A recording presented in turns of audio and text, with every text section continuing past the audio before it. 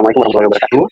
Kami dari kelompok 6 ingin mempresentasikan UTS kami dari perencanaan teknik industri dengan produk yang kami namai KOBI atau disebut Comfortable Bedbox Foundation. Next. Berikut adalah anggota kami, yaitu saya sendiri, saya Maulana dengan marker 09, Maria Teresa Elvira dengan marker 060, Brian Rahendra dengan marker 077, Marker Sofia Dara dengan marker 09, dan Najib Taufikullah dengan marker 106. Sebuah konten dari modul kami yaitu adalah modul 1 Product Development, modul kedua Market Analysis, modul ketiga Manufacturing System Planning, modul keempat Production Planning and Inventory Control, dan modul yang terakhir yaitu Quality Control. Baik, di sini saya akan menjelaskan tentang modul 1 yaitu Product Development. Background dari latar belakang dari produk kami adalah jatuh merupakan sejak utama cedera non-fatal pada anak-anak sekitar 2,8 juta anak-anak di Amerika Serikat harus mendapatkan perawatan di rumah sakit setiap tahunnya akibat satu, dan 50% dari populasi tersebut terjadi pada bayi yang berusia di bawah 1 tahun. Menurut data angka kelahiran yang diberikan produk bayi meningkat. Lalu disitulah kami ingin membuat produk komik yaitu produk bayi dengan area khusus untuk mengganti popok, pagar yang bisa dibuka, dan ruang penyimpanan tambahan. Selanjutnya ada fungsi dan fitur. Untuk fungsi dan fitur dari produk KOBI sendiri dibagi menjadi 5. Yang pertama ada tempat tidur dirancang untuk bayi usia 0 sampai 3 tahun. Yang kedua, salah satu sisi tempat tidurnya dapat dibuka dan ditutup. Yang ketiga, dilengkapi roda di bagian bawah tempat tidur bayi untuk memudahkan orang tua memindahkan tempat tidur bayi. Yang keempat, ada menyediakan meja khusus untuk ganti popok. Yang kelima, ada ruang penyimpanan tambahan untuk keperluan bayi seperti popok, pakaian, dan perlengkapan lainnya. Selanjutnya ada unique selling point. Untuk unique selling point ini dibagi menjadi 6. Yang pertama ada keamanan bayi yang bertujuan untuk memberikan rasa tenang bagi orang tua. Yang kedua ada kenyamanan bayi yang bertujuan untuk memberikan kualitas tidur terbaik bagi bayi. Yang ketiga ada akses buka tutup salah satu sisi yang memudahkan akses dan interaksi antara orang tua dengan bayi. Yang keempat ada fitur tambahan yang bertujuan untuk kebutuhan bayi mudah diakses di satu tempat. Yang kelima ada penggunaan material yang memenuhi standar keamanan internasional. Yang keenam ada waktu pemakaian yang bertujuan untuk investasi jangka panjang bagi orang tua. Selanjutnya ada value proposition. Untuk value proposition ini yang sebelah kanan ada customer job. Customer job ini bertujuan untuk mengetahui apa yang sedang dibutuhkan oleh customer. Sedangkan untuk value proposition sendiri dilakukan oleh perusahaan untuk melakukan inovasi terkait dengan pertimbangan customer job, gains, dan pain. Untuk desain dua dimensi sendiri ada 4 yaitu tampak depan, tampak kanan, tampak belakang, tampak kiri. Next, desain 3D berikut adalah tampak keseluruhan. Jadi ada bagian yang bisa dibuka dan ada lemarinya untuk penyimpanan untuk bayi sendiri. BOM sendiri merupakan media untuk dasar bahan, komponen, instruksi atau gambaran yang diperlukan untuk membuat atau memproduksi dari produk kami sendiri. Dapat terlihat di BOM kami terdapat 4 level dan terdapat 4 bagian besar. Yang pertama ada kerangka, lalu terdapat lemari, lalu selanjutnya terdapat kasur dan roda, lalu terdapat baut dan baut metal, serta yang terakhir terdapat vernis. Untuk kerangka sendiri terbagi menjadi 4 yaitu dari kerangka depan, kerangka belakang, kerangka samping, dan kerangka halus kasur. Untuk lemari sendiri terdapat dibagi menjadi 4 yaitu alas rak, tiang, dinding, dan tafel. Lalu untuk kasur sendiri terdapat matras dan spray. Lalu untuk roda sendiri terdapat roda dan baut, lalu diikuti oleh baut kayu, baut metal, dan vernis. Lalu untuk kerangka depan sendiri terdapat detail tersendiri yaitu kayu atas bawah kerangka depan dengan tiang kerangka depan. Lalu untuk kerangka belakang sendiri terdapat kayu atas bawah kerangka belakang dengan tiang kerangka belakang. Lalu untuk kerangka samping terdapat kayu alas kerangka samping dan kerangka tiang samping dan kerangka luar. Lalu yang terakhir untuk kerangka alas kasur terdapat 3 bagian detail yaitu kayu panjang 1, 2, dan 3. Next. Lalu di sini terdapat spesifikasi detail mengenai tabel BOM tree dari level 1 hingga level 4. Next. Ada polyfer. Polyfer adalah sumber minimum produk untuk dapat dijual di pasar. Di sini kami terdapat 6 jenis yaitu fungsi, keamanan, kekuatan, pemasangan, harga, dan ukuran. Dari keenam aspek ini merupakan aspek dari KOBI yang berasal dari ISO dari 384, lalu ISO 874, lalu ISO 7772, lalu ISO 10075, ISO 9001, dan yang terakhir ISO 17204. Next. Lalu untuk produk sendiri terdapat aspek yang dibutuhkan sehingga dari produk sendiri memiliki keunikan dan kelebihan yang membuat menjadi pasaran. Dari hal ini kita memiliki 4 aspek yaitu dari bahan sendiri dan garansi, lalu multifungsi dari produk kami sendiri, dan yang terakhir ialah desain dari produk.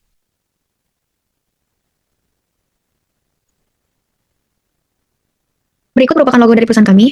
Selanjutnya ada visi dan misi. Untuk visi dari perusahaan kami sendiri yaitu menyediakan peralatan tidur bayi yang dirancang dengan kenyamanan, keamanan, dan kualitas terbaik. Selanjutnya ada misi dari perusahaan kami sendiri yaitu merancang tempat tidur bayi yang memberikan kenyamanan tidur dekat dengan orang tua dan kenyamanan tidur dekat bagi.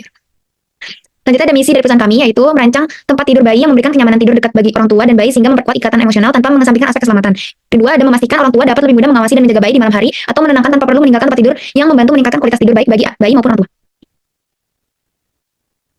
Berikutnya adalah analisis kompetitor, merupakan proses pengumpulan dan evaluasi informasi tentang pesaing yang beroperasi di industri yang sama. Pemilihan pesaing untuk produk KOBI dipilih berdasarkan 3 kategori yaitu equal, inferior, dan superior. Untuk equal kompetitor merupakan box bayi multifungsi, untuk inferior kompetitor merupakan Plico Vancouver B163R, dan untuk superior kompetitor adalah Baby L BE 999 XLR. Pemilihan 3 kategori ini berdasarkan unique selling point, dimensi, harga, dan target pasar. Next. Lalu selanjutnya analisis stakeholder, di mana stakeholder ini tersebut sebagai pemangku kepentingan. Ini merupakan individu atau organisasi yang mempengaruhi atau dipengaruhi oleh suatu tindakan atau keputusan. Dalam analisis stakeholder ini dari perusahaan ini terbagi menjadi 2 yaitu ada internal dan eksternal. Untuk internal sendiri terbagi menjadi organisasi perusahaan, milik bisnis, karyawan, dan pemilik saham. Lalu untuk eksternal sendiri terdapat supplier, investor, tenaga kerja dari luar, DJKI, Kementerian Perindustrian, Kementerian Perdagangan, distributor, customer, dan juga SMB. Next. Baiklah, selanjutnya terdapat analisa SWOT. SWOT sendiri merupakan analisa yang terintegrasi untuk mengamati kekuatan, kelemahan, peluang, serta tantangan yang untuk menghasilkan strategi yang tepat untuk membuat produksi. Nah, sendiri merupakan keunggulan internal atau aspek positif yang dimiliki oleh perusahaan. Lalu untuk opportunity sendiri merupakan faktor eksternal yang dapat dimanfaatkan oleh perusahaan untuk mencapai tujuan tersebut. Lalu terdapat weakness sendiri merupakan aspek internal juga yang dapat menghambat kinerja atau keberhasilan perusahaan. Lalu yang terakhir ada threats yaitu faktor eksternal yang berpotensi untuk merugikan dan mengancam kelanjutan bisnis perusahaan. Dapat dilihat dari produk kami terdapat strengths berupa keamanan, kenyamanan, fasilitas, fitur tambahan, serta bahan. Lalu terdapat opportunities-nya yaitu kesadaran keamanan bayi, luasan pasar, penjualan platform digital, dan yang terakhir ada brand partnership. Lalu untuk weakness-nya sendiri terdapat high investment dan harga serta ukuran. Lalu yang terakhir yaitu ancaman, ada persaingan dengan kompetitor, perubahan tren konsumen, dan ketersediaan bahan baku. Lalu setelah mengidentifikasi dari keempat aspek tersebut, strength, weakness, opportunity, dan threats, terdapat analis AHP yang melakukan pembuatan dari setiap aspek dari empat aspek tersebut. Nah, didapatkan dari IFE-nya, yaitu internal aspeknya, yaitu strength dan weakness. Didapatkan total strength-nya bobotnya 3,8 ke 7, lalu untuk weakness-nya 0,292. Dan di sini terdapat hasil AHP-nya dari setiap aspeknya, bisa dilihat sendiri. Next. Lalu setelah mengidentifikasi IFE-nya yang berupa internal, lalu terdapat aspek eksternal, yaitu opportunity dan threats. Opportunity-nya dari total opportunity-nya ada 2,42, lalu terdapat threats-nya sendiri bobotnya 0,6. Dan untuk diagramnya bisa dilihat di sebelah kanan. Next. Oke, lalu terdapat space matrix yang didapat dari analisa tadi, yaitu skor dari strength dikurangi dari weakness, dan untuk koordinat X selalu ada koordinat Y, yaitu dari total skor dari opportunity dikurangi dengan total skor. Next, selanjutnya didapatkan titik seperti ini, space matrixnya yaitu dari produk kami ialah didapatkan agres. Dilanjutkan dengan nomor 2, market analysis. Next.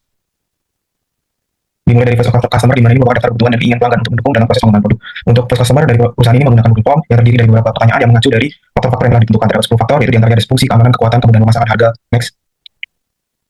Ukuran bahan garansi multifungsi yang juga desain dari atribut ini nantinya dilakukan perhitungan dengan relatif indeks imbauan atau RI, di mana dari nilai RI ini nantilah yang menentukan ranking, di mana dari beberapa atribut yang telah ditentukan seberapa besar pengaruh atribut terhadap produk. Didapatkan untuk ranking pertama itu pada atribut ukuran dengan nilai RI terbesar yaitu 0,919. Next.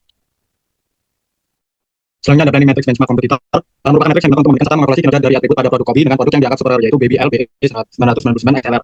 Didapatkan persentil bobot dari tiap-tiap atribut sebagai berikut. Next. Technical response yaitu tindakan atau perubahan yang diimplementasikan sebagai respon pada masalah yang telah diidentifikasikan sebelumnya. Dari hasil tersebut, kemudian dianalisa hubungan melalui legenda technical response dan didapatkan nilai total contribution tertinggi pada technical response yaitu sebesar 17% dengan atribut verifikasi keamanan. Ini menunjukkan bahwa faktor utama yang mempengaruhi keputusan pembelian produk keempat itu yaitu adalah verifikasi keamanan. Next. Selanjutnya ada idea generation. Setelah dilakukan analisis terhadap questionnaire yang mencakup kebutuhan customer needs, selanjutnya dilakukan pengembangan ide mengenai produk yang dikembangkan terhadap atribut yang ada sesuai karakteristik dari pengembangan ide sebelumnya. Next. Task of quality berjumlah memetakan gabungan antara customer requirement dan technical requirement. Pada gambar pertama yaitu customer requirement, explicit dan implicit, dan functional requirement. Dari setiap hubungan antara kebutuhan pelanggan dan persyaratan fungsional diidentifikasi dengan simbol lingkaran segitiga dan lain-lain, yang menunjukkan kuat atau lemahnya hubungan tersebut. Yaitu verifikasi keamanan sebagai fungsional terpenting dan harga terjangkau dengan desain keseluruhan produk sebagai faktor penentu. Untuk gambar kedua, yaitu menampilkan arah perbaikan pada atribut tertentu dengan simbol seperti plus yang menunjukkan elemen yang memiliki dampak positif. Fokus utama perbaikan pada pengembangan produk kopi ini yaitu pada verifikasi keamanan dan desain adaptif. Gambar ketiga, target prioritas dan skor teknis didapatkan dari kategori dengan nilai teknis tinggi adalah sistem pengamanan yang adil dan pemilihan bahan material yang kotor. Untuk customer competitive assessment merupakan analisis perbandingan produk dengan 3 kompetitor, menunjukkan produk kopi memiliki keunggulan di berbagai aspek. Next. Pada bagian ini berisi mengenai keputusan perusahaan apakah akan membuat atau membeli material yang dibutuhkan untuk proses produksinya. Perusahaan kami memutuskan untuk material baut, potongan kayu, paku, skru, lem supplier. Selanjutnya ada demand analysis. Untuk demand analysis sendiri ini kita mengambil 5% dari data kelahiran bayi di Indonesia, terdapat pada tabel di gambar. Selanjutnya untuk demand analysis ini kita menggunakan perusahaan kami menggunakan trend analysis sebagai perhitungannya, yang dimana trend analysis ini dibagi menjadi 4 model. Yang pertama ada linear trend model, growth curve model, quadratic trend model, dan S-curve trend model. Berikut merupakan hasilnya.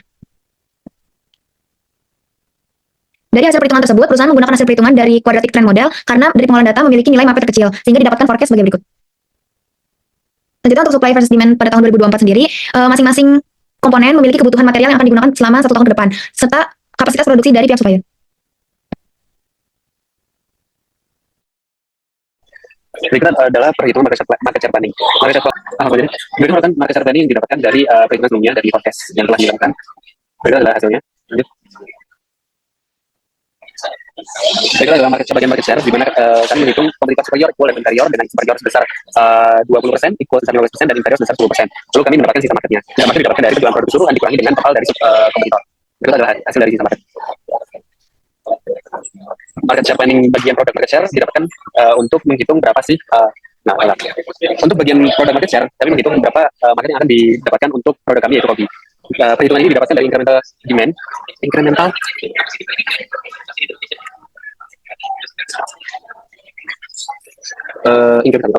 Bagian ini kami menghitung berapa market yang akan dikuasai oleh produk kami yaitu kopi. Yang salah didapatkan dari incremental demand berdasarkan jurnal yang telah kami review. Oke.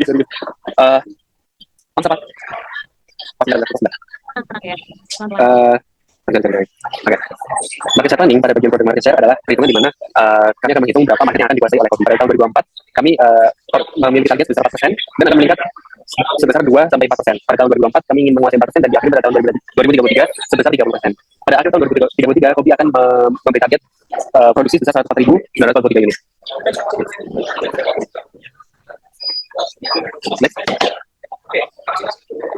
Pada market share planning, production target kami harus menghitung jumlah hari kerja. Jumlah hari kerja didapatkan dari jumlah hari dalam seminggu dikali jumlah minggu dalam sebulan dikali dengan jumlah bulan dalam setahun. Lalu dikurangi oleh hari bulan dalam setahun. Lalu didapatkan jumlah hari kerja dalam setahun adalah 23 hari. Next. Nah, setelah kami menghitung jumlah hari kerja dalam setahun, kami dapat menghitung berapa yang akan kami produksi dalam per hari, per minggu, dan per bulan. Karena kami telah menghitung berapa target kami dalam tiap tahunnya, oleh karena itu pada tahun 2024, produksi target kami adalah 9.701 dibagi dengan 213, sehingga kami mendapatkan target produksi per hari kami yaitu sekitar 45 unit. Lalu pada minggu, kami menghitung dari production target harian dikali dengan 5, karena dalam satu minggu itu ada 5 hari kerja, sehingga kami mendapatkan 221 unit. Lalu pada bulan, itu kami mendapatkan hasil dari produksi minggu, yaitu 221 unit dikalikan dengan 4 minggu, sehingga kami mendapatkan 482 unit. Tentunya merupakan bagian dari kami, yaitu marketing dan strategi planning. Marketing dan strategi planning ini kami penting buat perusahaan karena dapat mengidentifikasi kebutuhan dari konsumen itu sendiri. Nah, kalau pertama dibahas dari strategi planning ini, yang pertama identifikasi kebutuhan kompetitif dan selanjutnya akan ada segmentasi pasar. Namun pada saat ini akan dibahas mengenai identifikasi kebutuhan kompetitif terlebih dahulu. Ada tiga hal, yaitu ada pertumbuhan bisnis, lalu ada perubahan produk, dan yang terakhir hubungan yang berkualitas. Untuk implementasi dari ukuran bisnis ini sendiri yaitu mengurangi skala dan meningkatkan efisiensi dengan menurunkan daya produksi dan harga jual tanpa mengurangi kualitas. Lalu selanjutnya terdapat perubahan produk, yaitu dengan perusahaan mengembangkan fitur dan memiliki inovasi baru sesuai minat customer untuk meningkatkan nilai produk dengan bahan yang berkualitas dan fokusnya tetap pada keamanan. Lalu yang terakhir, hubungan berkualitas yaitu dimasukkan untuk kemitraan secara strategis dengan pemasok untuk memastikan ketersediaan bahan baku dan menjaga posisi pasar. Next. Lalu selanjutnya ada segmentasi pasar. Ini terbagi menjadi 4 aspek, yaitu perilaku, geografis, demografis, dan geografis. Untuk perilaku sendiri, kami mengelompokkan terdapat ada 2 hal, yaitu manfaat yang dicari dan kebutuhan sekunder. Dan hasil ini didapatkan dari kuesioner yang telah diisi sebelumnya yang sudah disebutkan oleh teman sebelumnya. Lalu untuk geografis terdapat lokasi dan aksesibilitas dengan lokasi terbagi menjadi kota dan desa. Lalu untuk aksesibilitas terdapat kurang baik, dan sangat baik. Next.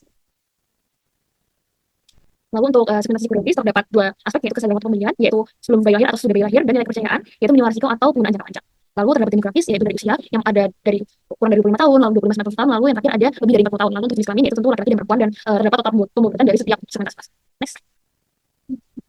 Lalu dari keseluruhan tabel tadi dari segmentasi pasar, kita mendapatkan target pasar, yaitu dengan jenis segmen geografis, demografis, psikografis, dan perilaku dengan kategori target pasarnya di kota dengan geografis baik, lalu demografisnya untuk orang yang lebih dari 40 tahun dan perempuan, lalu psikografisnya untuk sebelum bayi lahir dan penggunaan jangka panjang, lalu untuk perilakunya keamanan dan lainnya.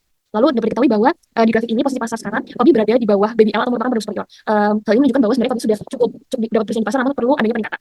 Next.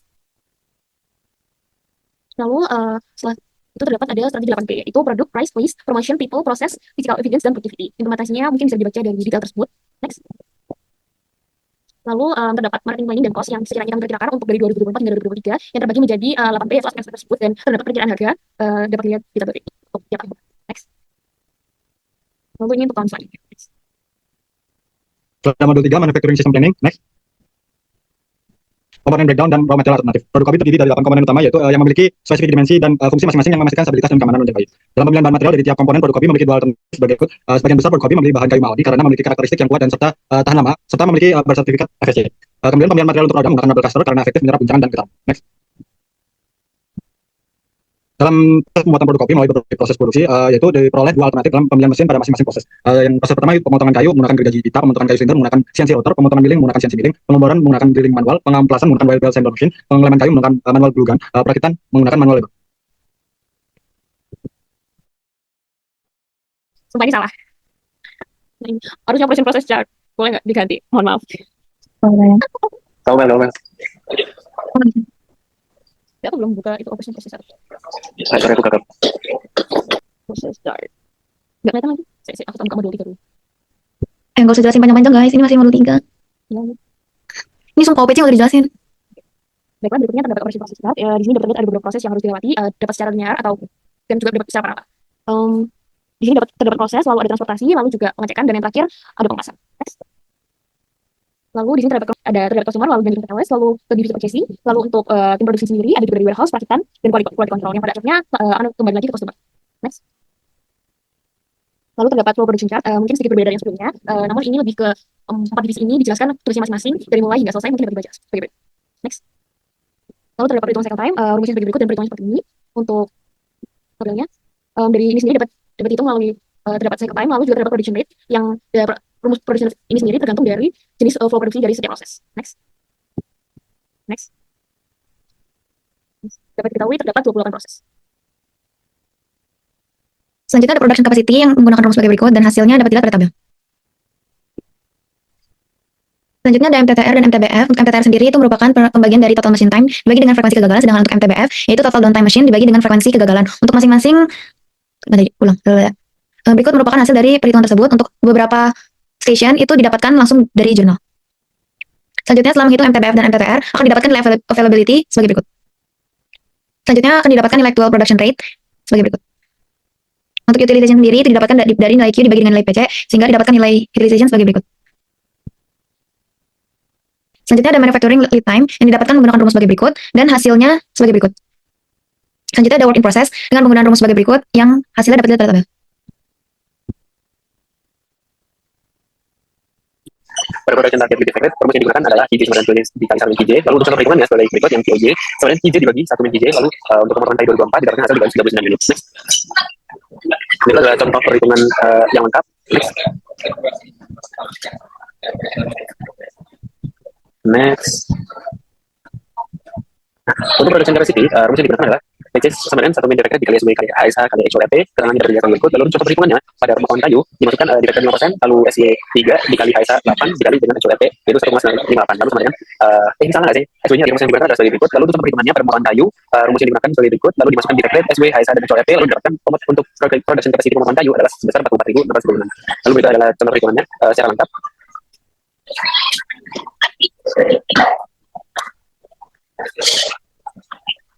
Lalu kami menghitung number of workstation required. Rumus yang digunakan adalah sebagai berikut: ada available time, workload, dan variable yang didapatkan dari workload dibagikan dengan available time. Lalu contoh perhitungan untuk mesin Towson pada tahun 2024 adalah sebagai berikut: available time yang didapatkan adalah 23,52 jam, workloadnya sebesar 26,488, lalu banyak mesin sebanyak 4 unit mesin tiap harinya.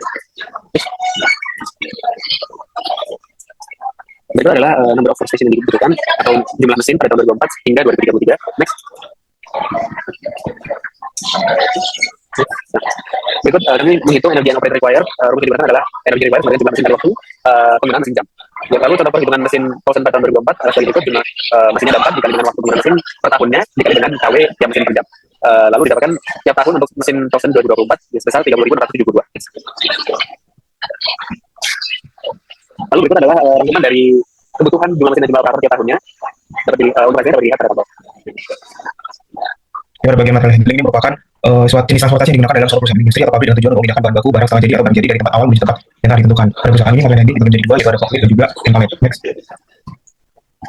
Dan hingga tahun 2033 dengan total sekitar 5 triliun yang terdiri dari biaya mesin, biaya operasional, biaya material handling, dan juga biaya overhead. Next. Lalu berikut merupakan penentuan lokasi pabrik yang didasarkan dari beberapa faktor, diantaranya ada jarak dengan pemasok bahan baku dan persentase 25%, jarak dengan pengecer 25%, harga beli tanah 20%, jalur transportasi 15%, karyawan pabrik 15%. Dimana dari faktor-faktor ini nantilah yang dihitung berdasarkan beberapa opsi lokasi di mana di antara ada Gresik, Pasuruan, dan Probolinggo, dan didapatkan bahwa lokasi pabrik berada di lokasi Probolinggo yang berdasarkan pertimbangan nilai Z yang diperoleh paling besar, yaitu dengan nilai 8,55. Next. Ya, selanjutnya ada modul keempat, yaitu production planning and inventory control. Untuk agregat sendiri dibagi menjadi 3 strategi. Yang pertama yaitu ada C strategi, level strategi, dan strategi. Untuk C strategi sendiri ini merupakan strategi perusahaan di mana perusahaan akan meng-hire dan meng-fire pekerjanya. Untuk C strategi sendiri, perusahaan akan menggunakan strategi ini jika perusahaan akan melakukan hire dan fire pekerja dengan pertimbangan production yang akan untuk C strategi sendiri, perusahaan akan menggunakan strategi ini ketika perusahaan akan melakukan hire dan fire pekerja dengan pertimbangan production. Berikut merupakan cost-nya. Lanjutnya untuk level strategi sendiri merupakan salah satu strategi yang dapat digunakan oleh perusahaan ketika perusahaan akan meng-hire pekerja pada awal periode dan tidak melakukan fire di periode atau bulan selanjutnya, sehingga didapatkan nilai cost sebesar sekian. Selanjutnya ada mix strategi, yaitu strategi alternatif selain level dan chase. Mix strategi dengan menggunakan subkontrak, constant worker, dan production per tahun didapatkan total cost pada tahun 2024 sebesar 150 M sekian. Selanjutnya. Berikut merupakan total cost dari chase, level, dan mix strategi yang dimana perusahaan akhirnya berikut merupakan total cost dari chase, level, dan mix strategi yang dimana dari total costnya sendiri, cost paling terkecil yaitu berada pada chase strategi, sehingga perusahaan menggunakan chase strategi untuk perhitungan MPS dan MRP-nya.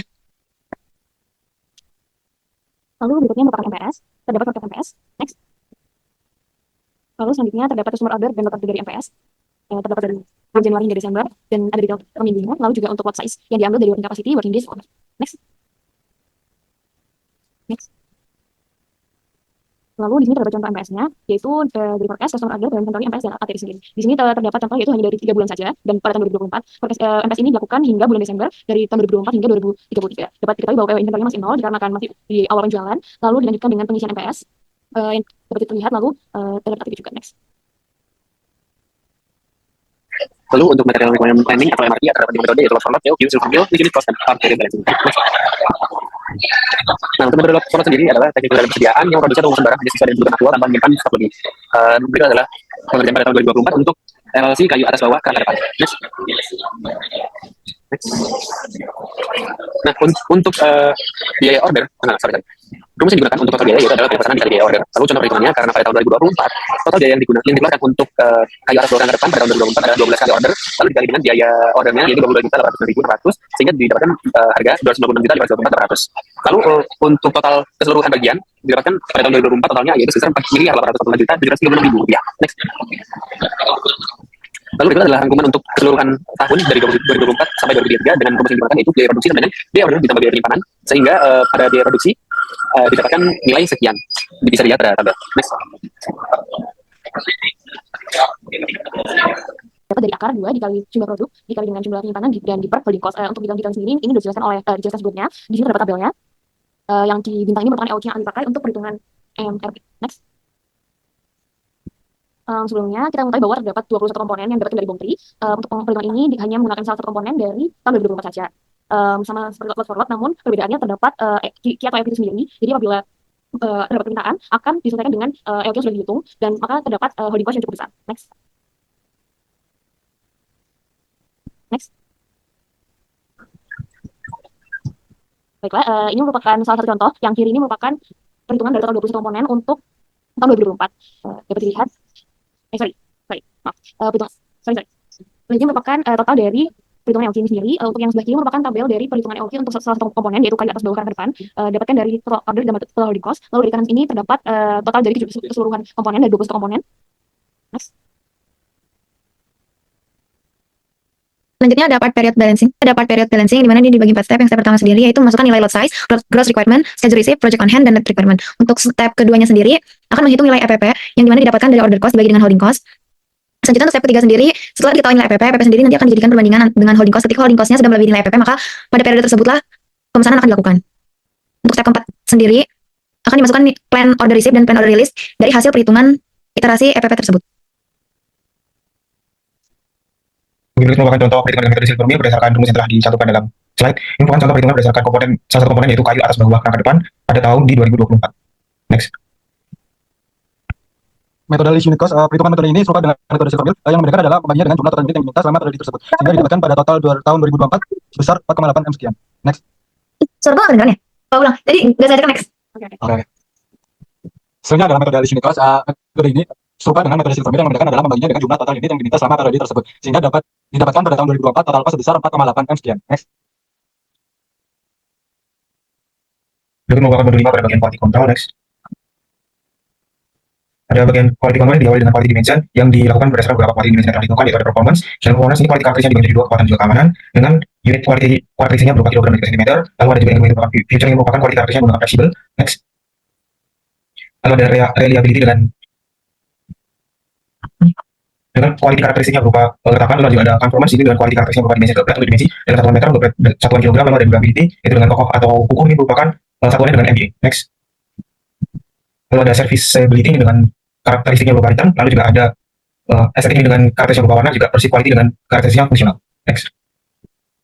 Selanjutnya ada critical to quality. Critical quality ini dibagi menjadi 2, ada KPIV dan KPOV. Untuk KPIV sendiri merupakan variable input yang mempengaruhi KPOV. Untuk KPOV sendiri, variabel dapat diukur pada akhir proses satu produk untuk memastikan bahwa spesifikasi yang ditetapkan oleh critical to quality telah terpenuhi. Untuk critical to quality ini dibagi menjadi 4. Yang pertama ada bahan. Untuk bahan sendiri KPIV-nya yaitu jenis material, kualitas bahan, pemilihan bahan yang ramah lingkungan dan aman bagi bayi, teknik pengolahan bahan.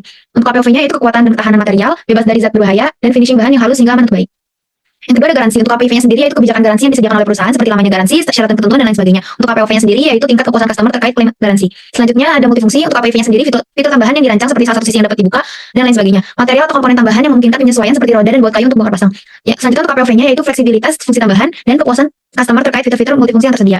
Yang terakhir ada desain. Untuk KPIV-nya sendiri yaitu spesifikasi ukuran dan bentuk desain. Yang kedua ada estetika desain. Untuk KPOV-nya yaitu kesesuaian desain dengan standar keamanan, ergonomisnya, dan kepuasan customer terhadap desain dan estetika tempat tidur box bayi.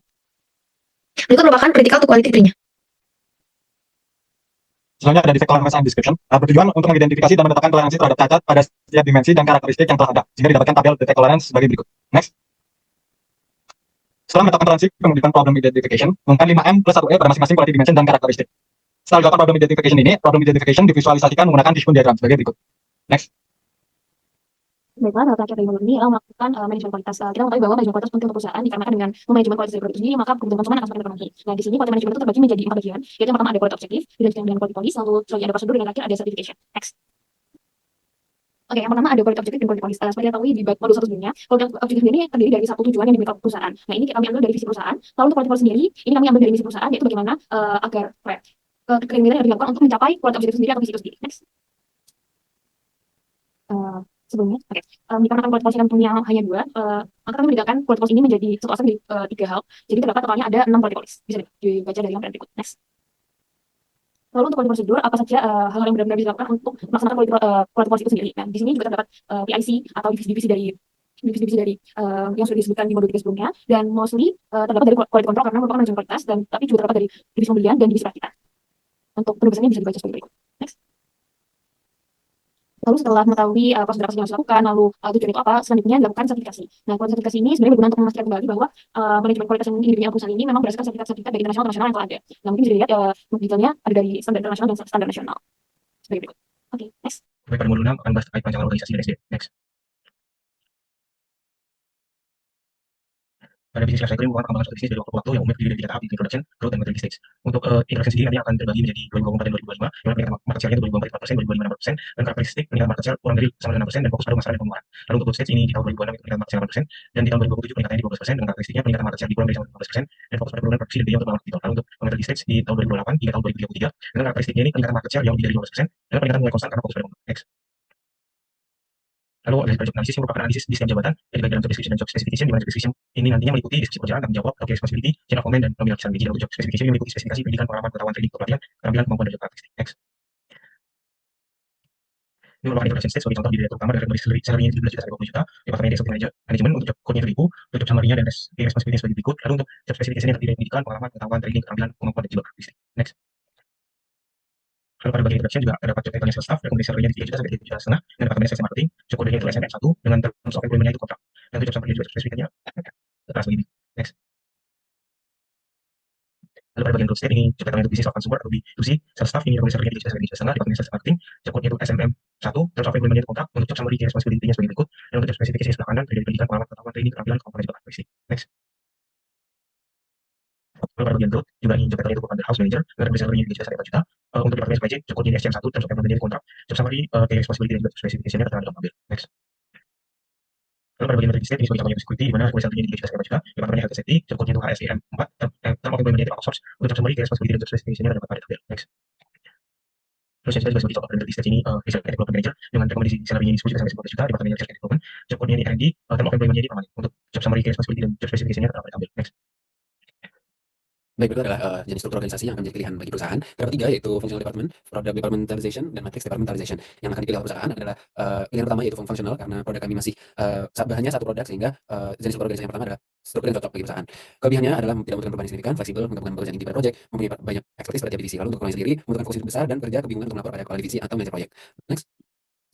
Berikut adalah introduction stage untuk struktur organisasi fungsional pada perusahaan. Terdapat 5 departemen, yaitu sales and marketing, finance, supply chain, manufacturing, dan human resource manager yang membawahi tiap staff. Yaitu untuk sales and marketing terdapat sales and marketing, lalu untuk finance ada finance staff, supply chain terdapat IC staff, procurement staff, warehouse staff, lalu untuk manufacturing terdapat quality control staff, production staff, packaging staff, dan HR ada recruitment staff, training staff, dan work safety staff. Next.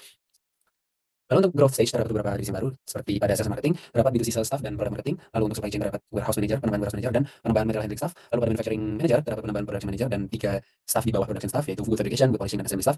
Lalu di bawah HR ada employee relation staff penambahannya. Lalu pada health and safety environment itu departemen yang baru pada growth stage dan membawahi safety staff, environmental staff, dan paramedic. Next. Pada maturity stage terdapat penambahan 1 divisi di bawah supply chain manager, yaitu export dan import staff. Lalu pada health and safety environment manager terdapat penambahan security dan research and development adalah departemen yang baru yang membawahi research and development staff. Next. Mereka selanjutnya membawa setelah mengidentifikasi untuk organisasi sebelumnya, maka selanjutnya identifikasi berapa jumlah kita yang bekerja dari tahun ke tahun, mulai dari introduction stage, growth stage, hingga 15 stage. Untuk yang tahun pertama di 2024 bisa terlihat bahwa mungkin masih berjumlah satu saja untuk bagian manajemen, ada ataupun ada kabar. Lalu selanjutnya pada proses selanjutnya itu di growth stage dari tahun 2025 ke atas ada penambahan hingga seterusnya hingga 2027 bisa dilihat. Dan untuk manajemen itu sudah dari awal sudah permanen. Lalu untuk selanjutnya di tahun selanjutnya akan dilanjutkan dari yang kontrak menjadi permanen. Dan ini yang dari 2028 hingga 2031. Di 2028 masih bisa dilihat masih growth stage hingga 2029, lalu memasuki maturity stage hingga 2030 bisa dilihat di tabel berikut untuk penambahan pekerjaannya dan struktur organisasinya. Hingga terakhir di tahun 2032 hingga 2033.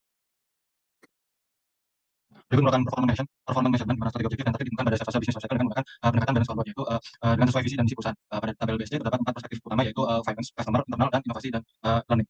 Berikut merupakan USG dari introduction stage. Ini menghasilkan key performance indicator atau KPI yang sesuai dengan tanggung jawab masing-masing departemen. Gambar kedua menunjukkan pengukuran target dari KPI yang dihasilkan melalui USG. Next. Berikut merupakan untuk fase growth, di mana KPI dalam fase growth diberikan lebih banyak strategi dan KPI untuk mendukung perusahaan dalam tahap ekspansi. Next. Berikut merupakan untuk fase maturity, di mana fokus utamanya yaitu adalah mempertahankan posisi di mana perusahaan sudah mendapatkan posisi di pasar dan jaga profitabilitas.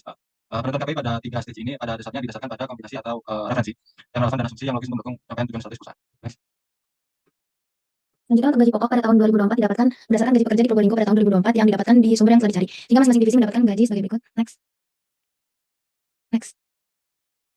Untuk kenaikan gaji per tahun sendiri didapatkan dari data gaji minimum pekerja pada tahun 2014 sampai 2023, yang mana setelah itu dihitung nilai persentase kenaikan gaji selama 10 tahun. Next. Lalu dihitung nilai rata-rata persentase kenaikannya. Setelah itu perhitungannya dapat digunakan untuk menentukan gaji pekerja pada tahun 2025 sampai 2033. Untuk perhitungan pajak, untuk perhitungan bonus dan perhitungan tunjangan, perusahaan kami memilih 2 tipikal bonus, yaitu ada nol bonus dan retensi. Untuk tunjangan sendiri dibagi menjadi 5, yaitu ada jaminan hari tua, jaminan pensiun, jaminan kecelakaan kerja, jaminan kesehatan, dan THR. Next.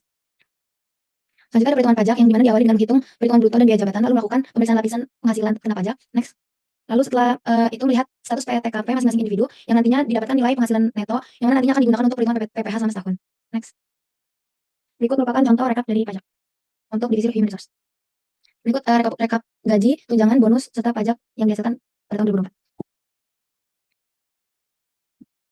Kita selanjutnya melakukan organisasi dari perusahaan. Bisa dilihat di sini ada tiga organisasi dari definisi kebijakannya sudah terjelas sekali bahwa untuk perusahaan pada sendiri berusaha berdukung dengan model terbagi untuk pemegang saham dan bertanggung jawab pada modal investor. Untuk sendiri kemitraan yang struktur aktif dan struktur pasif dan dapat berdukung berdasarkan kode sendiri yaitu sadar dan yaitu usaha persamaan tanpa misalkan berdiri usaha. Untuk perusahaan kami 5 tahun awal yaitu berbentuk CV dari 2024 hingga 2028, lalu setelah 5 tahun berjalan rencananya 5 tahun kedepannya lagi akan menjadi perusahaan terbatas karena terdapat kelebihan kekurangan yang kami pertimbangkan.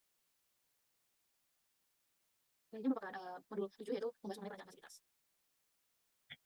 Tahap 1 ini merupakan analisis lokasi bangunan pabrik, di mana dalam penentuan lokasi pabrik ini berdasarkan beberapa faktor. Yang pertama jarak dengan pemasukan baku, dalam persentase 25%, jarak dengan pengisian 25%, harga beli tanah 20%, jalur transportasi 15%, karyawan pabrik 15%, dan total 100%. Di mana setelah dilakukan perhitungan untuk lokasi pabrik ini berada di Kecamatan Kandilan, Kabupaten Probolinggo. Next.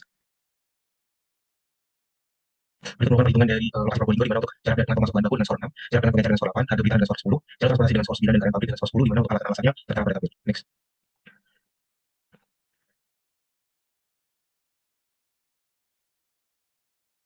Baiklah, selanjutnya merupakan analisis kebutuhan. Di sini ada 2 analisis kebutuhan, jenisnya yaitu kebutuhan stasiun dan kebutuhan tenaga kerja. Di sini dibagi menjadi 3 fase. Yang pertama sebelum bisnis dijalankan, lalu fase kedua di awal bisnis dijalankan, lalu fase ketiga setelah lama dijalankan. Dapat dilihat untuk kebutuhan secara peluang bahwa pada fase pertama hanya membutuhkan office lalu dan tempat parkir. Lalu pada fase kedua pada saat bisnis sudah dijalankan sudah mulai terdapat beberapa ruangan. Lalu di fase yang terakhir di fase ketiga hanya menambah beberapa ruangan yang sebenarnya diperlukan.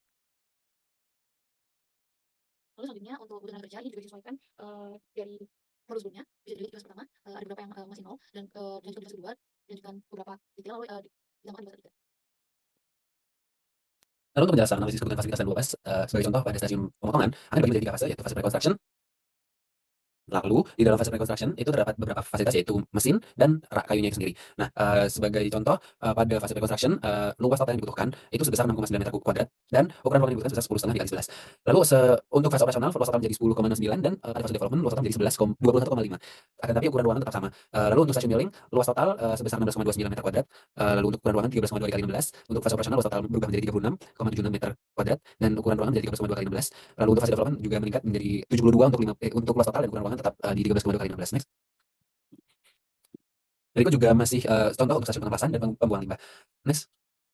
Berikut adalah rekapitulasi untuk ruangan office dengan total pada fase 1 87 kali 6 87,6 kali 62 tiap fase 1 dan fase 2 fase 3. Lalu untuk ruang quality control totalnya juga sama 36,9 kali 27,4 untuk fase 1 sampai fase 3. Lalu untuk sisanya bisa dilihat pada slide berikut. Next.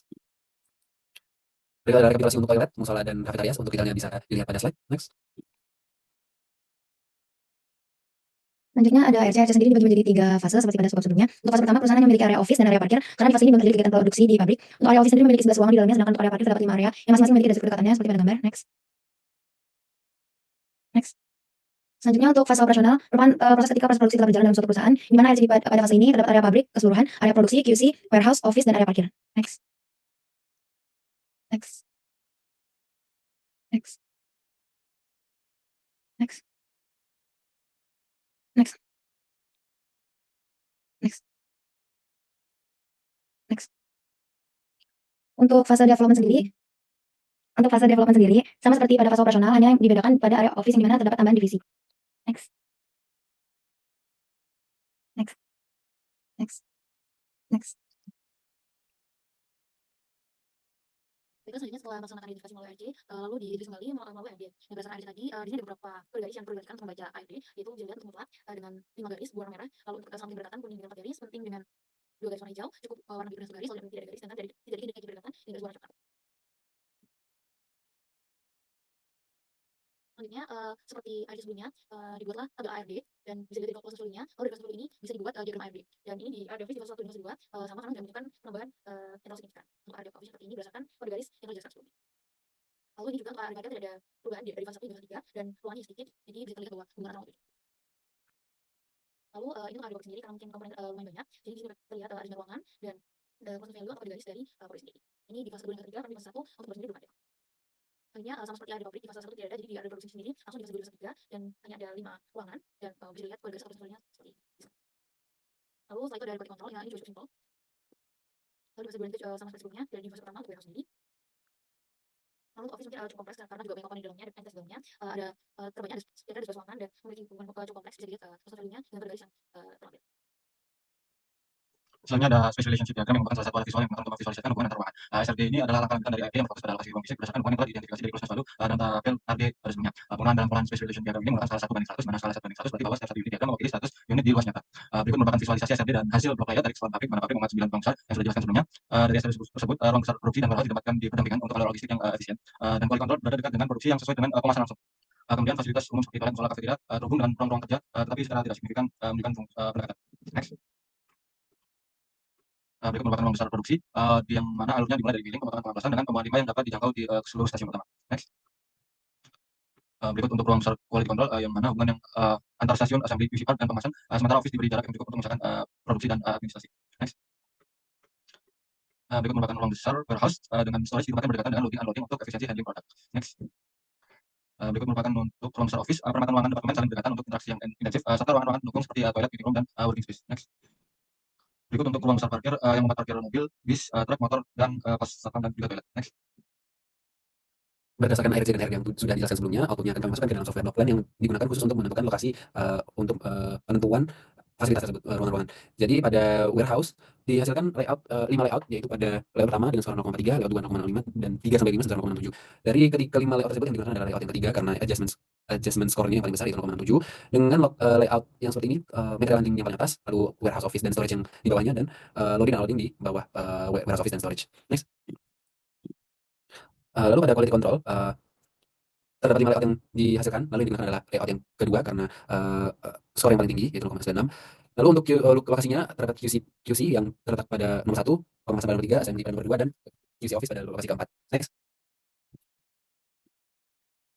Lalu untuk production terdapat 5 layout, lalu yang digunakan adalah layout kelima dengan lokasi pembuangan limbah yang paling atas, lalu yang di bawahnya terdapat pemotongan milling dan pengelasan, dan yang paling bawah terdapat lokasi locker. Next. Lalu untuk office yang dimana adalah layout kelima dengan lokasi seperti pada gambar. Next.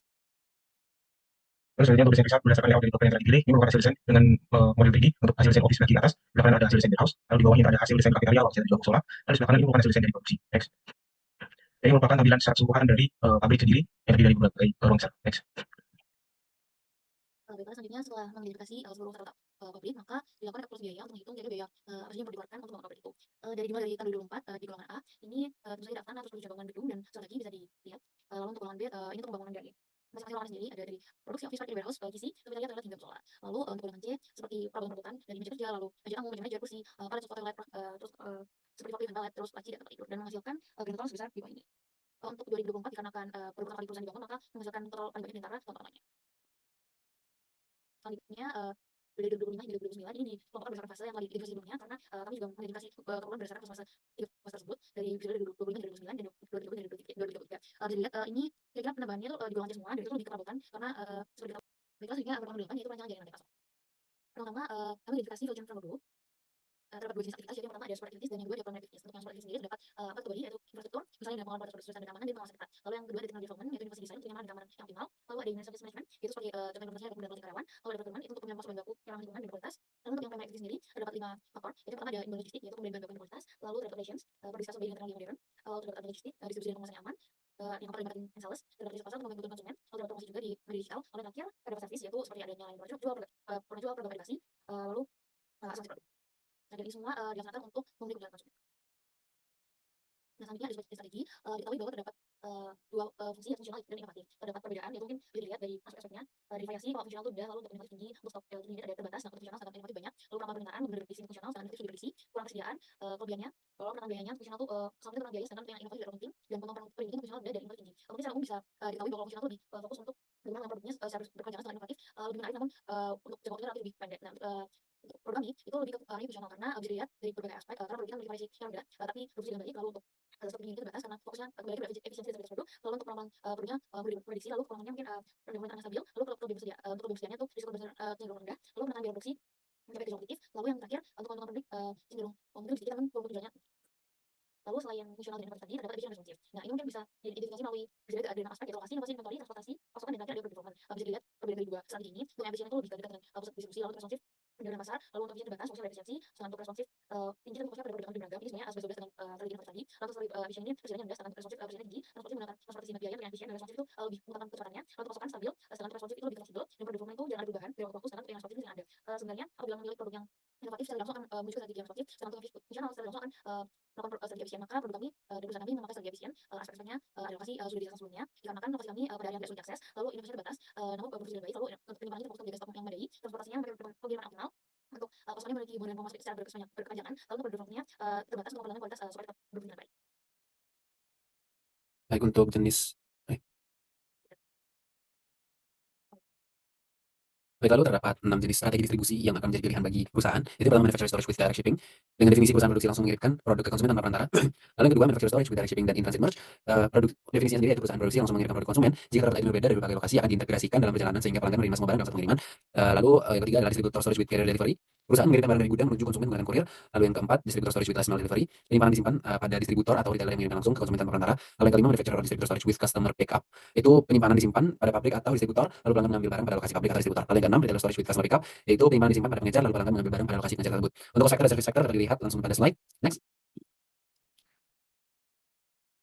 Lalu untuk menentukan strategi yang tepat, kami membagi lagi menjadi 3 kriteria utama, yaitu cost, service, dan broken product. Dan untuk cost dibagi lagi menjadi subkriteria, yaitu transportation cost, holding cost, dan inventory cost. Untuk service ada kriteria response time, product variety, product availability, customer experience, time to market, dan order visibility. Lalu untuk broken product dibagi menjadi 3 juga, yaitu damage rate, return handling cost, dan replacement time.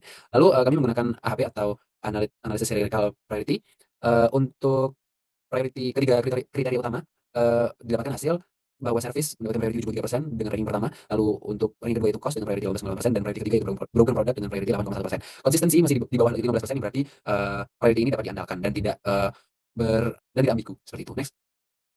Lalu untuk penjelasan subkriteria cost yang bagi menjadi transportation, holding, dan inventory cost, dapatkan hasil inventory cost itu menjadi prioritas pertama dengan priority 61,5%. Lalu yang kedua itu adalah holding cost dengan priority 29,2%, dan yang ketiga yaitu transportation cost dengan priority 9,3%. Konsistensi rasionya yaitu 0,3%, yang kurang dari 15%, jadi prioritas ini sangat konsisten. Next. Untuk kriteria kedua itu service membagi menjadi 6 subkriteria. Lalu didapatkan hasil ranking yang pertama yaitu customer experience dengan 46,8% priority. Yang kedua itu product availability dengan priority 26,2%, dan yang ketiga adalah response time dengan priority 15,5%. Sisanya di bawah 10%, yaitu adalah time to market, order visibility, dan product variety berurutan. Lalu untuk konsistensi rasionya sendiri masih di bawah 15%, yang menunjukkan bahwa priority ini tidak ambigu dan konsisten. Next. Untuk kriteria broken product yang dibagi menjadi 3 subkriteria, yaitu damage rate, return handling cost, dan replacement time. Dapatkan hasil yang pertama, ranking yang pertama adalah damage rate, yaitu dengan priority 71,7%. Yang kedua adalah return handling cost dengan priority 20,5%, dan replacement time menjadi ranking yang ketiga dengan priority rate sebesar 7,8%. Lalu untuk consistency ratio sebesar 1,9% yang masih di bawah 15%. Next. Lalu dari ke hasil HP yang sudah dijelaskan dari slide sebelumnya, kami memasukkan bobot tersebut terhadap tiap strategi. Lalu kami menilai dari keseluruhan strategi berapa nilai yang pas untuk strategi tersebut. Sebagai contoh, retail storage with customer pickup, kami menilai bahwa untuk transportation cost nilainya itu 2, inventory cost yaitu nilainya 4, dan holding cost-nya nilainya 5. Lalu dikali oleh basic kriteria yang mendapatkan nilai lalu untuk bobot total kriteria 1 didapatkan total 1,023. Lalu pada total kriteria kedua terdapat total untuk total kriteria kedua adalah 2,139, dan total kriteria ketiga adalah 1,116. Dari ke-6 strategi tersebut yang dipilih adalah retail storage with customer pickup dengan nilai yang paling tinggi, yaitu 8,556, yang merupakan nilai yang paling tinggi di antara ke-6 strategi tersebut. Next. Selanjutnya ada retail selection. Pemilihan toko retail pada perusahaan dibagi menjadi 3 fase utama, yaitu introduction, growth, dan maturity. Untuk fase introduction memiliki 3 toko retail, yaitu Jago Kids Baby, yang kedua Pipi Pupu Baby Shop, dan yang ketiga Center Baby Shop. Penentuan toko retail ini menggunakan parameter, yaitu ada 3 parameter: akses transportasi, jalan pasar, dan kemampuan promosi dan branding. Tiap bobot yaitu 20%, 40%, dan 40%. Dapat dilihat di tabel kanan bawah, parameter yang menunjukkan retail yang paling tinggi yaitu Pipi dan Pupu Baby Shop, sehingga perusahaan memilih toko retail itu dikarenakan memiliki nilai bobot yang paling tinggi dan juga akses transportasi yang lebih baik di antara kedua retail. Next. Untuk fase growth memiliki 3 toko retail yaitu Perdana Baby Shop, Cilubaba Baby dan Kids Shop, dan yang terakhir Levi Baby Shop. Untuk parameter yang digunakan yaitu sama, ditambahkan satu yaitu reputasi dan kredibilitas yang masing-masing 20%, 20%, 20%, dan 30%. Untuk retail yang memiliki bobot paling tinggi yaitu Perdana Baby Shop dengan 3,8, dan juga pemilihan ini dikarenakan akses transportasi yang baik antara kedua retail tersebut. Next. Untuk fase maturity, kami memiliki 4 toko retail yaitu Susana Baby Shop, Undercare, Baby Shop, dan Baby Shop Store. Parameter yang digunakan masih sama pada fase growth. Parameter dari 4 retail ini yang memiliki bobot paling tinggi yaitu Susana Baby Shop dengan total bobot 3,8. Sehingga perusahaan memilih toko retail pada fase maturity yaitu Susana Baby Shop. Next. Selanjutnya ada distributor selection. Untuk distributor selection ini pada introduction stage dipilih Hati Bunda Baby Shop karena areanya berada di perkotaan sehingga memiliki akses jalan yang memadai serta target pasar yang cukup luas. Untuk growth stage sendiri, distributor yang dipilih yaitu Mom and Child Baby Shop dikarenakan akses jalan yang memadai serta terletak di luar kota sehingga memperluas jangkauan pasar. Next. Pada maturity stage dipilih KSM Group karena di daerah Tangerang sendiri memiliki infrastruktur logistik yang lengkap serta dekat dengan pusat distribusi utama di wilayah Jabodetabek. Next. Lalu merupakan pemilihan transportasi mode yang dimana ini ada terpenton kereta api juga kapal, dimana ini ada kelebihan dan kekurangan. Untuk kelebihan seperti dari fleksibilitas atau jangkauan, waktu pengiriman dan juga efisiensi jarak, lalu juga dari segi biaya dan juga dari segi keamanan dan juga waktu transitnya. Untuk lebih detailnya bisa dilihat kereta api. Next. Lalu berikutnya merupakan parameter untuk pembandingan antara ketiga transportasi mode ini, itu antara biaya, keamanan, kapasitas, transit time, dan reliability dan juga accessibility, di mana di tiap parameter ini ada juga bobotnya, yaitu dari yang pertama 20%, 25%, 20%, 20%, dan yang terakhir 15%. Next. Itu merupakan contoh perhitungan di mana sebelah kiri merupakan perhitungan pada parameter biaya untuk terpenonton ini, di mana nilainya 5 dikalikan dengan bobotnya 25% dapatkan 1,25. Untuk kereta api itu 1 dikalikan 25% dapatkan 1, lalu juga untuk kapal 5 2 dikalikan 20% didapatkan 0,5. Sehingga setelah didapatkan perhitungan ini untuk total bobot, di mana total bobot yang paling tinggi itu ada di angka 21 untuk truk tronton. Next. Itu merupakan gambaran untuk jenis transportasi truk trontonnya, di mana kapasitasnya di 15 sampai 25 ton dengan panjangnya 8,7, tinggi 2,4, lebar 2,7 dengan kapasitas tadi bahan bakar 100 sampai 200 liter, dan jenis bahan bakar diesel yang bersifat maksimum 90 km per jam. Next. Ini merupakan transportasi selection antara jasa 3 PL transportasi atau pembelian menyewa mode transportasi. Dari jenis third party logistik, perusahaan yang mendapatkan outsourcing logistik, di mana terdapat juga keuntungan juga kerugian pada tabel tersebut. Dan untuk pada saat ini perusahaan akan menganalisis dari 2 perusahaan, di mana ini ada Kuliner Logistik, ini perusahaan yang fokus pada kiriman jauh dari laut, dan untuk acara Nurul perusahaan yang fokus pada pergerakan dan logistik proyek. Lalu sedangkan ini merupakan rincian biaya dari pembeli dan menyewa mode transportasi, di mana untuk pembeli sendiri dengan total biaya sekitar 1 miliar sekian, lalu untuk sewanya di tahunnya itu di 359 juta. Next. Ini merupakan distribution group, di mana dari yang paling kiri ini merupakan fase yang paling pertama, lalu yang kedua dan yang ketiga, di mana sebagai contoh untuk Jago Kids Baby Shop ini lokasinya asalnya di Kecamatan Kaligrang, Kabupaten Probolinggo, dan jarak tempuh 65 km dengan waktunya itu 4 jam 24 menit. Lalu untuk yang terjauh ini ada di Mothercare dan juga di Baby Shop, di mana di Kecamatan di Baby Shop ini merupakan dengan jarak itu 885 km dengan lokasi tujuan ini ada di Tangerang Selatan di bagian Banten dengan waktu tempuhnya di 13 jam 39 menit. Next. Lalu akan dilanjutkan 69 analisis sosial dan risiko. Next. Ini merupakan komponen-komponen dalam pertumbuhan wilayah, di mana kamera fisik dengan komponen perubahan suhu tanah, pengelolaan resapan air, perubahan suhu lingkungan, ada kedua lingkungan kimia, polusi tanah, polusi air, polusi udara, ada biologis merupakan keamanan hayati, dampak pada flora dan fauna, ada komponen sosial, ekonomi, budaya, dengan subkomponen dampak sosial, ekonomi, dan budaya, dan yang terakhir kesehatan masyarakat dengan subkomponen polusi udara dan kesehatan juga fisik. Untuk detail keterangannya dapat dilihat pada tabel. Next. Ini merupakan batas wilayah dari Probolinggo sendiri, di mana untuk batas proyek ini ada di warna hijau di tengah kecil, lalu ada di batas ekologis ini di lingkaran warna kuning atau warna kuning, lalu ada batas sosial ini di garis warna biru, dan juga batas administratif ini ada di garis warna merah. Next.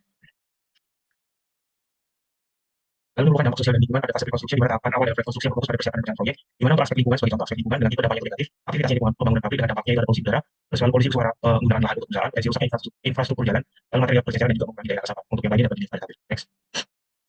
Lalu merupakan untuk ring 1 dan ring 2-nya, pada ring 1 ini mengambil kecamatan yang langsung berdekatan dengan kecamatan proyek seperti Kecamatan Dopok, Monasi, Kademangan, dan juga Payakan. Lalu untuk ring area 2 sendiri mengambil kecamatan di luar proyek yang tidak berdekatan seperti Kecamatan Dringu, Leces, Bantar, dan juga Mangketo. Untuk sebagai contohnya polusi udara karena penggunaan alat berat pada ring area 1 untuk Depok sendiri ini dampaknya rendah karena warna hijau. Lalu untuk Monasi dan juga Mayangan ini berdampak tinggi karena langsung berdekatan. Pada area 2 untuk Dringu dan juga Leces ini berdampak rendah karena warna hijau. Untuk detail lainnya bisa dilihat pada tabel. Next. Lalu merupakan fase operasional, di mana pada fase ini fasilitas bangunan telah dibangun sehingga mulai digunakan untuk proses produksi. Sebagai contohnya di aspek lingkungan dengan dampaknya negatif, dengan tipe dampak negatif, lalu aktivitas proses produksi dengan dampaknya polusi udara karena penggunaan alat berat. Dan ada juga dampak yang lainnya merupakan polusi suara, peningkatan suhu, potensi rusaknya infrastruktur, polusi air, dan juga mengurangi daya resapan air. Next. Ini merupakan detail dari dampaknya pada area 1 dan area 2. Sebagai contoh pada polusi udara karena penggunaan alat berat, Kalipok dan juga Mayangan ini, Kalipok sendiri ini merupakan dampak rendah karena warna hijau, Monasi dan Mayangan ini dampaknya tinggi karena warna merah. Lalu pada area 2 yaitu di seluruh kecamatan ini dampak rendah karena berwarna hijau. Untuk detail selanjutnya bisa dilihat pada tabel. Next. Lalu ini merupakan fase development, di mana perusahaan melakukan pengembangan konsep desain studi kelayakan hingga penyusunan dokumen. Sebagai contohnya di aspek sosial, di mana tipe dampaknya ada positif dan juga negatif. Untuk positif sendiri ini dampaknya diperluas bagi masyarakat, negatifnya di migrasi penduduk, lalu jadi positif lagi ini dipengaruhi terhadap usaha lokal dan juga peningkatan rekreasi. Next. Ini merupakan fase development pada area 1 dan area 2. Untuk detailnya bisa dilihat pada tabel. Next. Berikut merupakan matriks penilaian dampak terhadap lingkungan. Terlihat dari tabel matrik didapatkan dampak lingkungan paling besar terjadi pada fase pre-construction dan fase operasional. Oleh karena itu langkah-langkah mitigasi seperti pengurangan kebijakan, pengendalian adaptasi, dan pengelolaan polusi udara diperlukan untuk meminimalkan dampak negatif. Di sisi lain, manfaat ekonomi yang ditawarkan perancangan fasilitas perusahaan melalui pelibatan masyarakat lokal sehingga pengembangan perusahaan dapat berjalan secara berkelanjutan dengan dampak lingkungan dan sosial yang terkena. Next.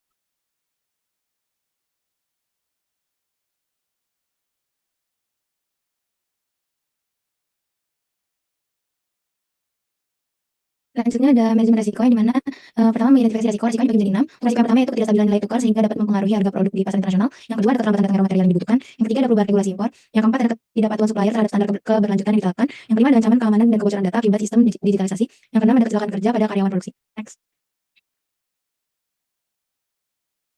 Untuk penilaian nilai ranking sendiri, untuk kode risiko 1 itu nilai 3, untuk kode risiko 2 itu didapatkan nilai 4, untuk kode risiko ketiga itu dapat nilai 4 juga, untuk kode risiko 4 dapat nilai 4, untuk kode risiko 5 dapat nilai 1, dan kode risiko 6 dapat nilai 3.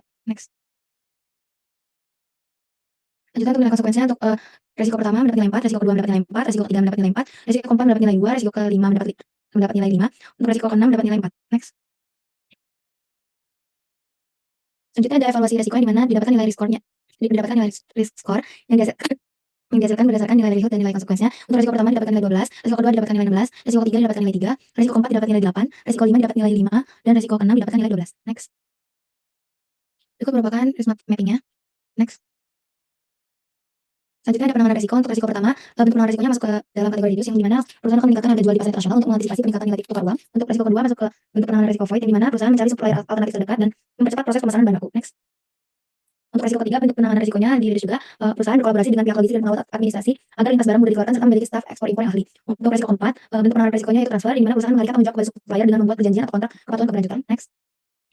Untuk risiko kelima, bentuk penanganan risikonya yaitu reduce di mana perusahaan meningkatkan cyber security agar data perusahaan lebih aman. Nah, juga bentuk penanganan risikonya reduce yaitu bulan sekali dan pengecekan alat kerja.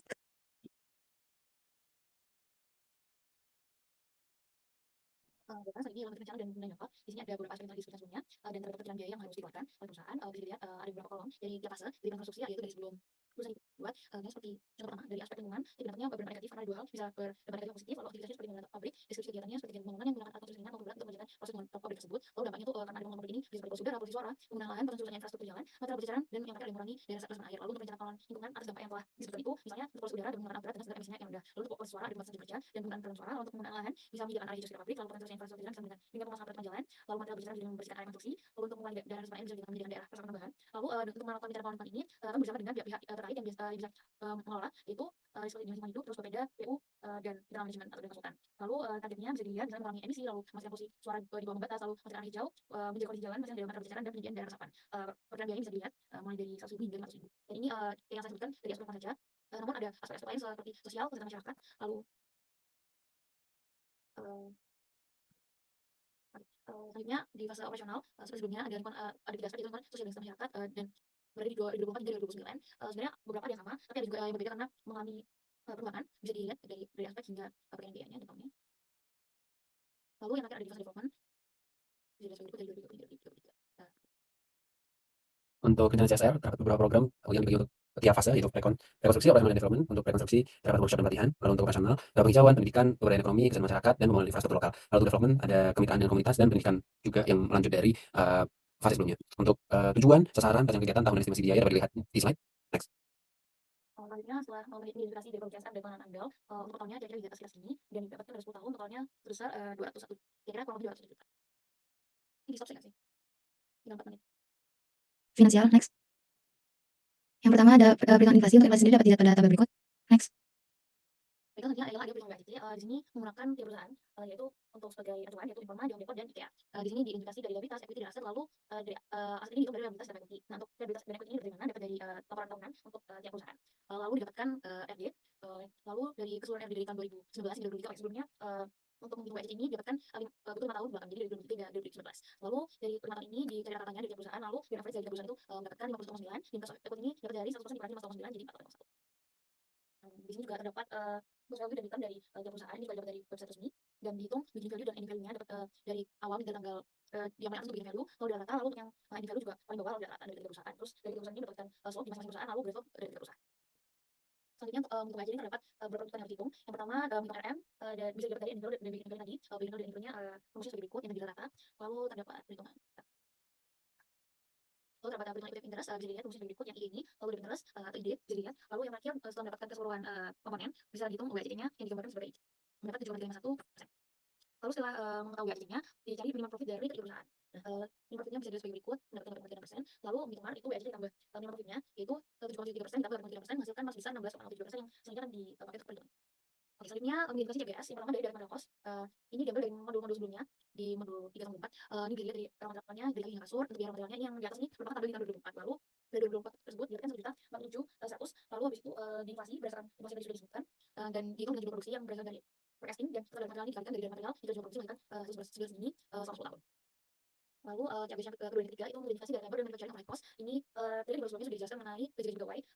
Lalu ini harapan untuk dari tahun 2024 dan 2023 sampai 2033 tentunya akan ada peningkatan signifikan karena yang pertama pegawai juga mengalami inflasi dalam gajinya, dan juga ada penambahan pegawai yang membuat total biaya pegawai ini selalu meningkat setiap tahunnya. Lalu ada juga manufacturing overhead cost. Ini apa saja yang dihitung? Itu ada 3: operasional, listrik, dan biaya air dari perusahaan. Ini juga meningkat setiap tahunnya dan selalu juga meningkat setiap tahunnya, bisa dilihat di tabel berikut.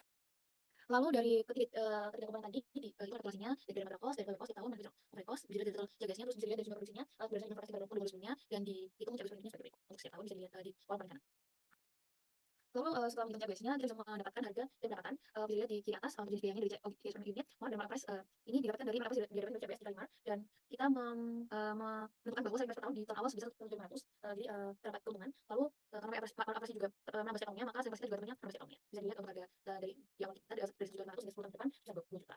Dan tentunya dengan harga segitu kita mendapat keuntungan. Untuk keuntungan ini bisa dilihat di tabel kanan bawah. Untuk 2024 sekitar sini 12 miliar, lalu hingga tahun 2033 diperkirakan mencapai 225 miliar. Oke. Dan grand total sebesar. Lalu setelah menggunakan revenue juga dihitung general and admin cost. Ini bisa dilihat dari modul sebelumnya juga untuk energi labor. Lalu logistiknya bisa dari modul sebelumnya. Lalu tadi juga dari sebelumnya ada program CSR dan penanganan amdal yang telah disebutkan, hingga totalnya sebesar segini per tahunnya. Untuk bisa dilihat di kolom paling kanan, dan mendapatkan grand total sebesar 1 miliar untuk 10 tahun. Untuk general admin cost. Lalu tangible assetnya ini sebenarnya bisa dilihat dari modul yang sebelum tadi, tapi perbedaannya dibagi menjadi 4 fase. Untuk yang modul sebelumnya itu terjadi di 3 fase, namun pengeluarannya tetap sama. Bisa dilihat dari ada dari bensin, pembangunan, perawatan, furniture, dan peralatan produksi. Ini di production di tahun 2023 tentunya membutuhkan biaya yang terbanyak karena perusahaan yang dibangun. Lalu selanjutnya terdapat juga aset di fase selanjutnya production di tahun 2024, di mana perusahaan mulai membangun bisnisnya, lalu growth di 2025 hingga 2029 4 tahun selanjutnya. Lalu yang terakhir tentunya bisa perusahaan sudah menguasai saat dimenjadi 2030 hingga 2033. Ini sebenarnya sudah 11 dengan kebutuhan yang sudah dijelaskan di sebelumnya. Hanya ada beberapa tambahan perawatan dan material ini. Ini berdasarkan perubahan diidentifikasi di modul sebelumnya. Terus ini rekapitulasi dari keseluruhan penjelasannya dari tiap tahun hingga berdasarkan sebesar sekian untuk setiap kategori aset. Lalu setelah mengidentifikasi tadi aset, selanjutnya diidentifikasi dari aset yang mungkin secara tidak kelihatan, yang terdiri dari ada beberapa aset juga dari kekayaan intelektual, pengetahuan, aset potensi merek, reputasi, budaya perusahaan, pengetahuan, dan ekspektasi. Nah, ini diidentifikasi melalui biaya pada modul 2, bisa dilihat di sebelumnya juga. Sama seperti sebelumnya ada aset, jumlah, harganya, total harganya, dan berapa sebesar ini. Ini yang ada 2 fase dari production hingga production 2023 dan 2024. Lalu dilanjutkan dengan 2 fase yang mengikuti seperti tangible asset, yaitu fase 2020 hingga 2029 dan 2030 hingga 2033. Untuk tangible asset ini sebenarnya kurang lebih sama, namun terdapat penambahan harga di beberapa tahun setelahnya karena perusahaan ingin mengadakan program yang berkualitas. Jadi ada perubahan harga dari 5 juta, 7 juta, 40 hingga 50. Jadi terdapat fluktuasi harga yang lumayan signifikan. Ini regulasi dari seluruh tangible asetnya.